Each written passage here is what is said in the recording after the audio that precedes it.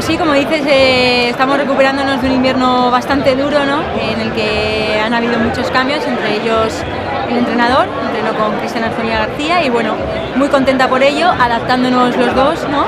Tanto él como entrenador y yo como atleta, y recuperándonos de esa pequeña lesión que ha resurgido del año pasado del isquio, y bueno, nuestro principal objetivo es recuperarnos de eso y sobre todo recomponernos, ¿no? de ese año olímpico que está pasándonos factura.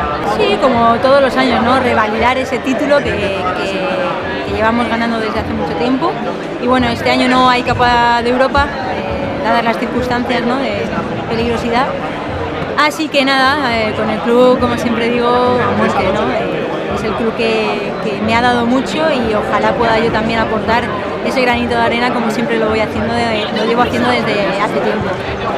Pues recuperar, ¿no? La esencia que me personaliza, ¿no? Es la sonrisa puesta dentro de una pista de atletismo que llevo pues, un tiempecito, ¿no? Sufriendo, ¿no? En ese sentido. Así que recuperarnos del isquio y sobre todo disfrutar del camino que es que me aporta este deporte, que es la pasión, ¿no? que tengo hacia este deporte.